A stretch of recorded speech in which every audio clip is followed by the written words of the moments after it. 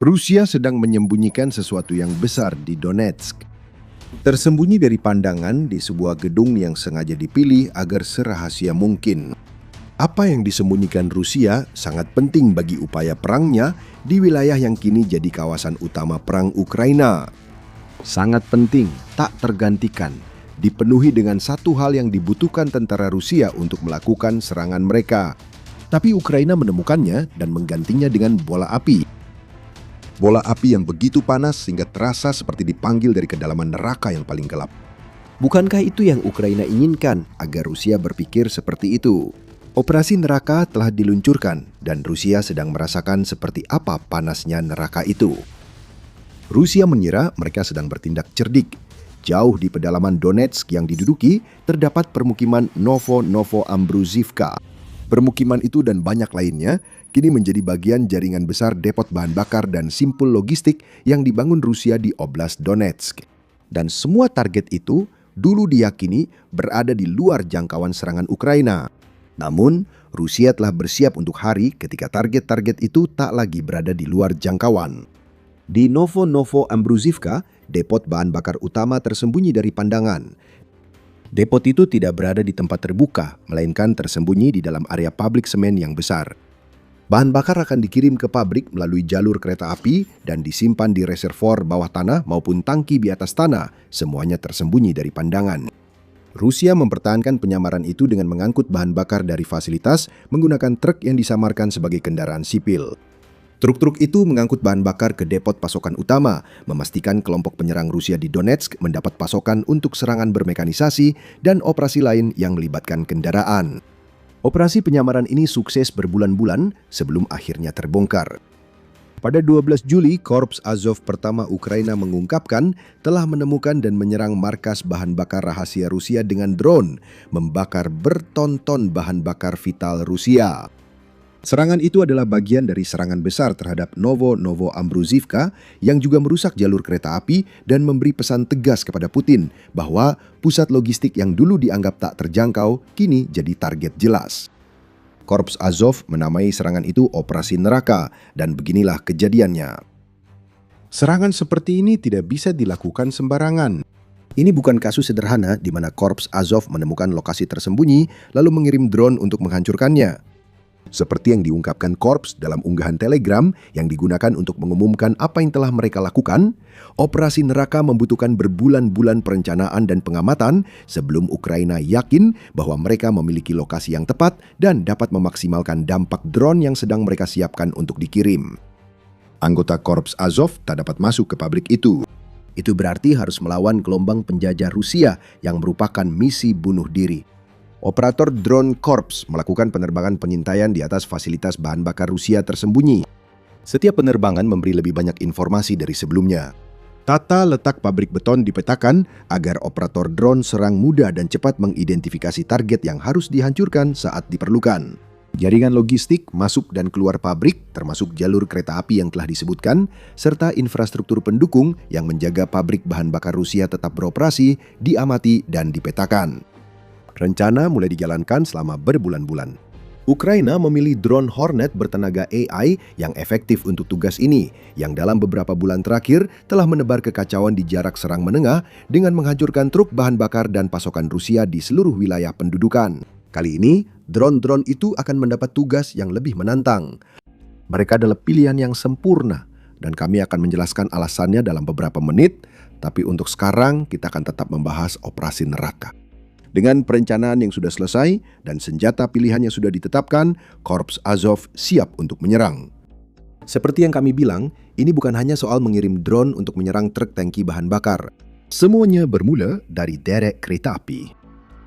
Target pertama dalam operasi serangan berlapis ini bukan sembarang derek.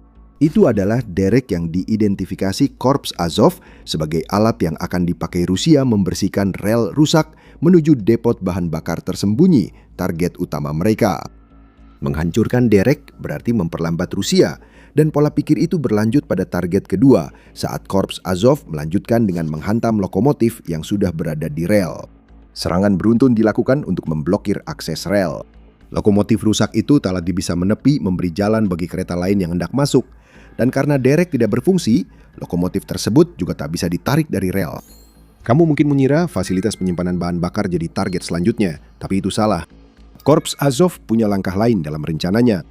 Target selanjutnya adalah gardu listrik yang memasok daya ke pabrik semen yang menyembunyikan bahan bakar Rusia. Langkah ini sangat jenius. Bisa dibayangkan, panik di pabrik saat lampu mati.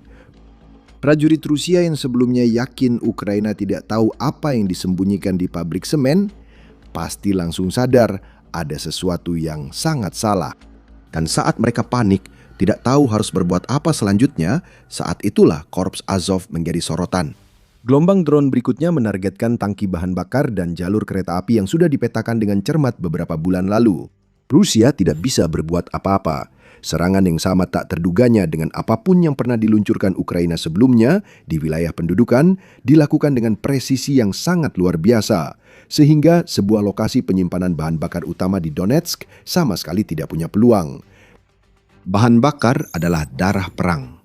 Untuk memasok pasukan pendudukan, Rusia lama membangun jaringan logistik yang dianggap aman dari serangan Ukraina.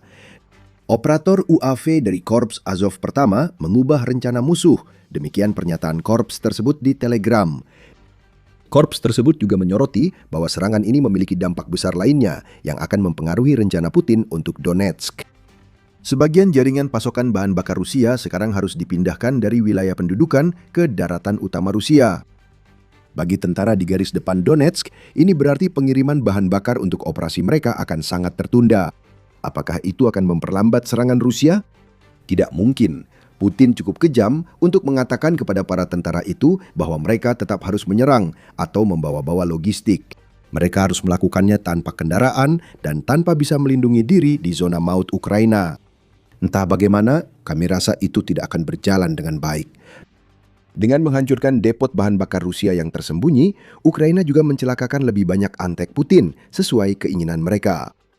Bukan berarti para tentara itu belum merasakan dampaknya akibat kekurangan bahan bakar yang dialami tentara Rusia. Pada awal Juli, Menteri Pertahanan Ukraina Mikhailo Fedorov mengungkapkan bahwa kampanye penghancuran logistik Ukraina telah menyebabkan beberapa tentara Rusia terpaksa berjalan kaki hingga 30 km hanya untuk mencapai posisi garis depan. Itu berarti mereka harus menempuh 30 km, sementara drone pengintai Ukraina terus mengawasi, sementara operator serangan drone menunggu perintah untuk menyerang apapun yang bergerak. Oleh karena itu, kami melihat adanya masalah logistik bagi pihak Rusia. Kami juga melihat masalah pada infrastruktur penting, yang pada prinsipnya juga memengaruhi kemampuan tempur pasukan. Kami melihat manuver pasukan Rusia terganggu dan logistiknya terus kesulitan setiap hari, kata Fedorov. Kami benar-benar melihat adanya penderitaan. Sekarang bukan hanya tentara Rusia di selatan yang harus berjalan kaki puluhan kilometer. Di Donetsk, pasukan yang dibutuhkan Putin untuk merebut satu-satunya wilayah yang ia perlukan agar bisa mengklaim sesuatu yang bahkan mirip kemenangan atas Ukraina, baru saja kehilangan pasokan bahan bakarnya. Mereka harus terus berjalan, banyak yang menuju kematian tak terelakkan. Di balik perencanaan yang memungkinkan hal ini, Ukraina memakai drone untuk serangkaian serangan di Novo-Ambruzivka. Kami sudah memberitahu Anda sebelumnya bahwa Hornet adalah pilihan yang sempurna untuk tugas ini. Inilah alasannya. Hornet mampu menyerang target hingga sejauh 150 km. Itulah sebabnya senjata ini sangat efektif dalam kampanye pelumpuhan logistik Ukraina. Senjata ini mampu menyerang target bergerak seperti truk bahan bakar dari jarak jauh melampaui garis depan. Sejujurnya, kemampuan itu bahkan belum dimaksimalkan di Novo-Ambruzivka. Depot bahan bakar yang diserang Ukraina bukan target bergerak dan masih dalam jangkauan Hornet. Pravda melaporkan fasilitas rahasia yang diserang Korps Azov hanya 16 km dari perbatasan Rusia. Hornet Ukraina dapat berputar beberapa kali dan tetap punya cukup bahan bakar untuk menyerang. Memang, Hornet bukanlah drone terkuat di dunia. Drone ini membawa hulu ledak 4,5 kg, cukup untuk menghancurkan truk tangki bahan bakar Rusia. Mereka target yang cukup mudah, hanya perlu 1 atau 2 ledakan agar banyak bahan bakar terbakar hebat. Yang membuat Hornet istimewa adalah penggunaan AI lewat algoritma panduan canggih, sehingga drone bisa terbang sejauh yang dibutuhkan tanpa khawatir terhadap jammer. Algoritma yang sama juga memungkinkan Hornet untuk mengotomatisasi deteksi dan pelacakan target. Artinya, yang perlu dilakukan Korps Azov hanyalah memprogram target yang sesuai ke dalam drone dan kemudian membiarkan algoritma melakukan sisanya. Inilah peperangan otomatis dalam bentuk paling menghancurkan. Sengatan Hornet baru saja dirasakan oleh setiap tentara Rusia yang bergantung pada fasilitas bahan bakar rahasia Donetsk. Dan saat pabrik semen yang menurut Rusia telah mereka gunakan dengan sangat cerdik untuk menyembunyikan bahan bakarnya terbakar, Ukraina masih punya rencana lain yang sedang dijalankan. Menghancurkan pabrik Donetsk membuat wilayah pendudukan tanpa bahan bakar. Ukraina menambah serangan lain lebih dari 800 km jauhnya, semakin memperburuk masalah bahan bakar Rusia. Tapi sebelum kita membahas itu, ini adalah The Military Show. Jika Anda belum berlangganan saluran ini, luangkan waktu untuk menekan tombol dan membunyikan lonceng notifikasi agar Anda bisa melihat lebih banyak video harian kami. Pada hari yang sama saat Korps Azov mengungkap telah membongkar salah satu rahasia terbesar Rusia dengan drone Hornet, muncul cerita lain.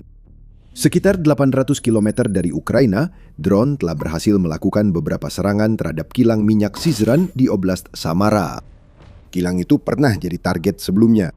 Dan memang wajar karena kilang itu bisa mengolah 8,9 juta ton minyak mentah menjadi bahan bakar dan produk minyak tiap tahun. Namun kali ini, Ukraina tak hanya memaksa penutupan sementara kilang itu. Drone-drone milik Ukraina begitu presisi sehingga para analis percaya bahwa setiap unit pengolahan utama telah terkena yang berpotensi membuat output pabrik Syzran turun menjadi nol. Euromaidan Press memiliki detailnya. Mereka melaporkan bahwa serangan Ukraina dimulai pada suatu waktu di malam hari tanggal 11 Juli dan berlanjut hingga dini hari tanggal 12 Juli. Pada pukul 04.30, saluran pemantauan termasuk Supernova Plus dan Selenova Plus melaporkan serangan tersebut dengan membagikan rekaman api dan awan asap besar yang membubung dari kilang terbesar Rusia. Setelah itu, lokasi serangan langsung dipetakan. Menurut saluran intelijen sumber terbuka Cyber Barashno, serangan Ukraina ke Syzran tampaknya dilakukan menggunakan drone jarak jauh FPV-1 dan drone-drone tersebut menghantam 3 unit pemrosesan yang dibutuhkan pabrik untuk menjalankan operasinya. Unit yang terkena serangan termasuk unit pemrosesan utama AVT-5 menurut saluran tersebut. Satu unit itu saja menyumbang 2,6 juta dari 8,9 juta ton minyak yang diproses Syzran setiap tahunnya, yaitu sekitar 30% dari kapasitas. Unit AVT-6 yang menangani sisa 6,3 juta ton juga terkena serangan. Dan sepertinya drone Ukraina juga mengenai reformer katalitik LCH-3511-600 di pabrik itu, yang digunakan untuk membuat komponen yang dibutuhkan dalam bensin. Jika laporan ini benar, kita melihat dua hal.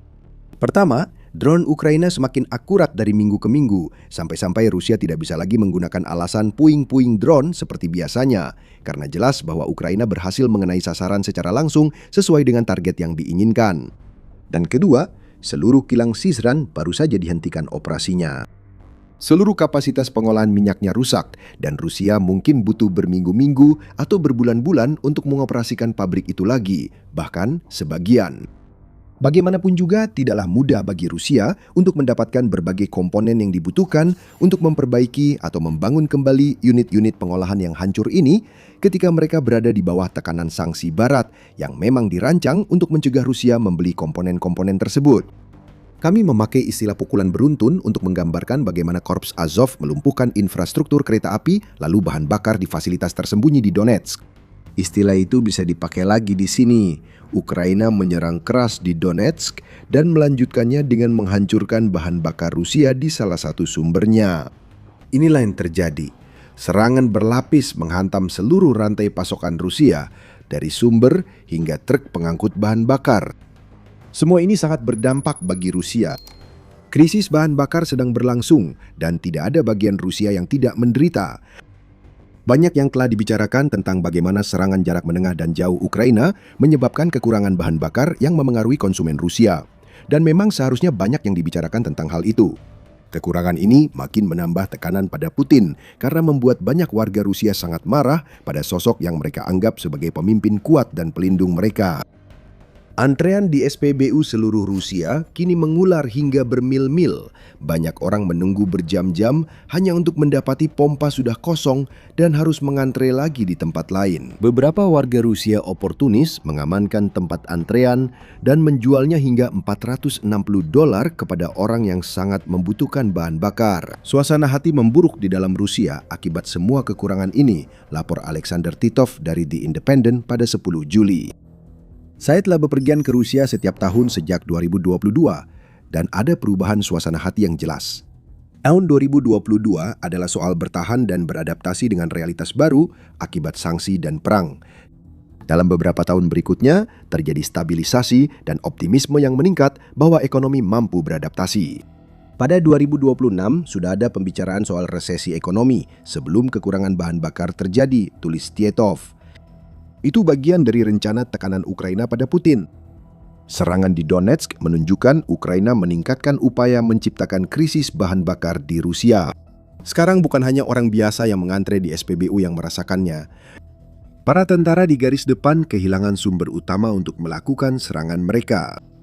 Idenya sederhana, putus pasokan bahan bakar ke militer dan Anda melumpuhkan mesin perang Rusia.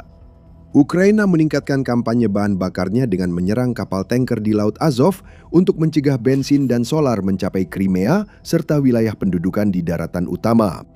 Ukraina baru saja menyerang fasilitas penyimpanan bahan bakar tersembunyi di Donetsk dengan terencana. EU Observer melaporkan bahkan tentara Rusia pun tidak bisa mendapatkan bahan bakar di pompa bensin di banyak wilayah. Jika Ukraina terus meningkatkan eskalasi, tentara di garis depan segera tak bisa mendapat bahan bakar. Mungkin itu sudah terjadi. Anda tak akan berjalan kaki 30 km seperti kata Fedorov jika punya banyak bahan bakar. Tidak hanya warga sipil yang kini kekurangan bahan bakar. Seluruh militer Rusia pun mengalami hal serupa.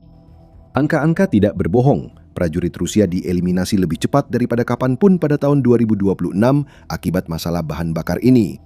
Dalam 24 jam hingga 13 Juli, Rusia diperkirakan kehilangan sekitar 1.600 prajurit menurut laporan Pravda.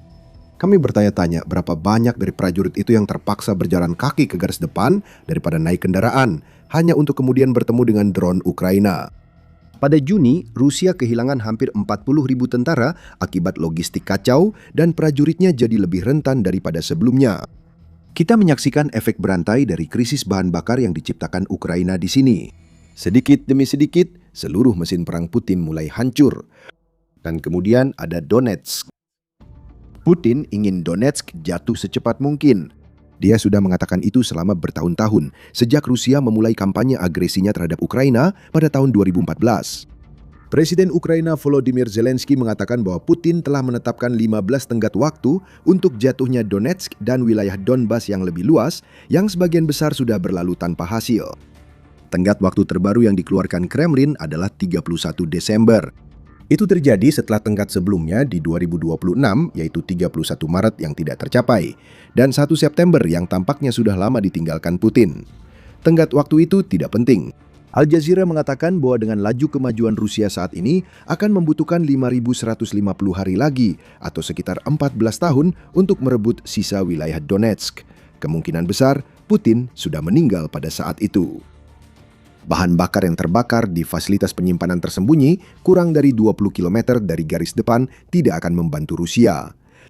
Itu berarti perlambatan lagi. Itu berarti lebih banyak tentara yang terpaksa bergerak dengan berjalan kaki melewati zona maut. Dan yang paling penting, itu berarti fantasi Donetsk milik Putin telah hancur. Rusia tidak akan mengambil alih Donetsk, setidaknya tidak dalam waktu dekat. Dan saat Putin mencoba mencari tahu apa yang akan terjadi selanjutnya, Korps Azov terus bergerak maju. Kemungkinan mereka sudah punya lebih banyak drone pengintai di udara, mencari target baru yang coba disembunyikan Rusia dan seharusnya tak bisa dihantam Ukraina.